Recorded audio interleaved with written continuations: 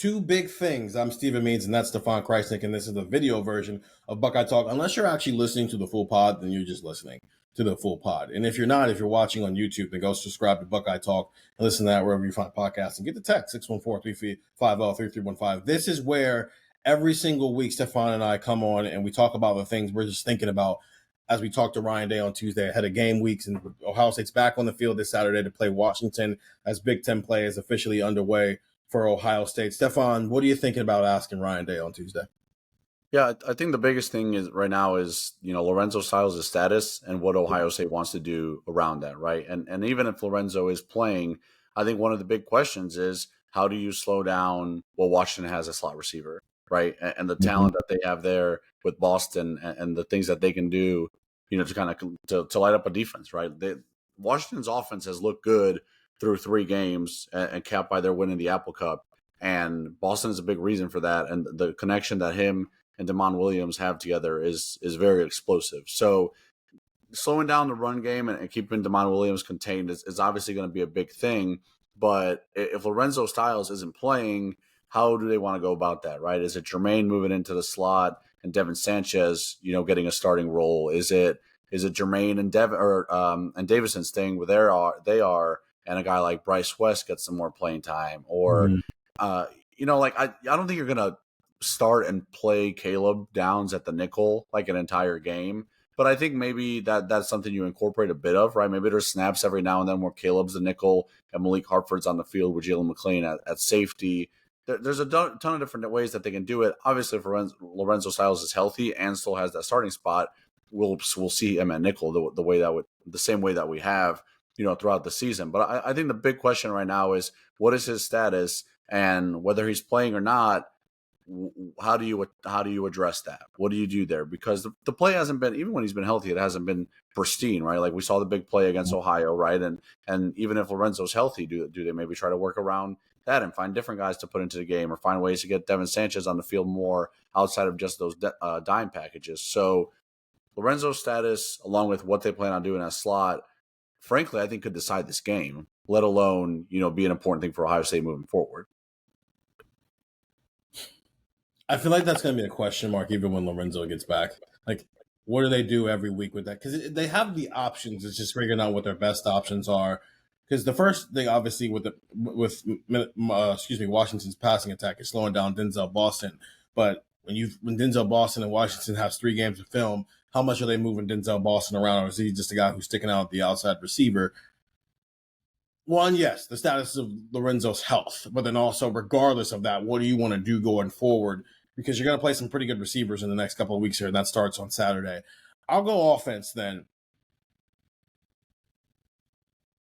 It wasn't even training wheels on the car against Texas. It was, don't even touch the steering wheel. Just sit there and make sure nothing goes crazy. And then they spent 2 weeks taking the training wheels off and letting him just throw it all over the yard, right? I think he's 9 for 9 on throws over 20 yards. And I think he's got a bulk of 40-yard plus touchdown passes this year. But again, you take it with a grain of salt given who the opponents are.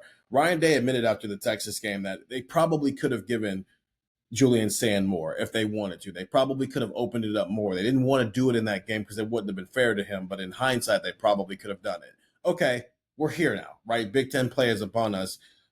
Are you ready to do it in a big game? Are you ready to do it against talent-equated opponents? Are you ready to do it in Big Ten play? How much, now that you've gone from one extreme to the other, now you're back, you're centered now. You're playing a quality Big Ten opponent on the road. It's Julian Sayin's first big moment where we're going to see the real Julian Sayin in a game. Do you give him the keys and let him throw it around the yard, or do you try the ball control thing, right? How does Ohio State offensively want to approach this when you spent 2 weeks tinkering with your offense while knowing now, okay, Julian Sayin can handle this if you want to hand him the keys? What does that look like with Julian Sayin? How does that look? Why is it down the field passing threat? Is it intermediate throws? Is it behind the line of scrimmage? But we're here now. We both seem to think that Julian Sayin is the best quarterback in the Big Ten. Okay, that can't be a hypothetical anymore. That needs to start proving itself week in and week out, because some of the other guys who he's in the conversation with have had opportunities to put their best case forward. Fernando Mendoza just did so against Illinois last weekend. Bryce Underwood had a quality game against Nebraska. Dylan Raiola, even a loss, had a quality game. Dante Moore has played against Oregon State and played against Oklahoma State, right? Julian Sayin, we haven't seen the real Julian Sayin against a quality opponent yet, and this is an opportunity to do so. So where is Ryan Day in the how much do you feel like Julian Sayin can handle going into this game? How much faith do you have in him heading into this game? Because if you think this is going to be an offense that relies on its passing game first, then that needs to start to come alive on Saturday. Yeah, I think this is the next step in Julian Sayin's progression is him playing on the road for a first time and having to do it in a way where he's being asked to do more than he had to do against Texas. I think it's a big step for Julian, and if you're gonna be, because he's kind of like on this weird spot in the Heisman conversation where he's like, I think he's like maybe 6th, 7th in odds, something like that. Mm-hmm. And I think the guys ahead of him have all had like moments, right? Like Mendoza took a big jump because of the way he played against Illinois. John Mateer has taken jumps because of the ways he's played against Michigan and against Auburn and things of that nature. So like everyone's kind of waiting, like, all right, when is Julian going to have, for lack of a better term, kind of like a coming out party in terms of his Heisman hype and things of that nature.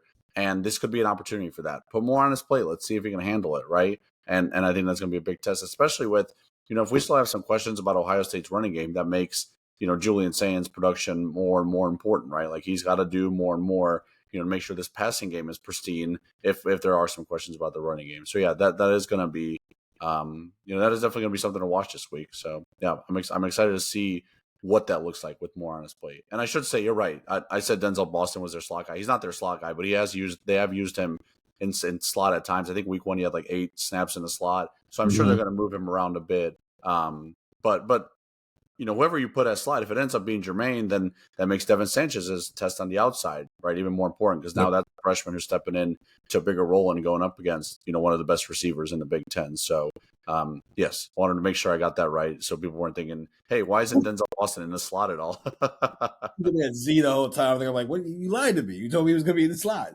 Now he's on the same side as the tight end." Have you ever been to Seattle? I'm not. First time. Okay. First time for Oregon was the first time I'd been to the Pacific Northwest last year. Yeah, same. This time I'm not going to be dying because I didn't go to Japan the week before. So I'll hopefully enjoy this trip. I enjoyed Oregon. I'm not saying I didn't enjoy Oregon. The atmosphere was great. It's just it's hard to do that while you're also trying to, I got very sick last year because I was trying to survive. Just trying to survive. One day at a time. Yeah, it was literally one snap at a time. Okay.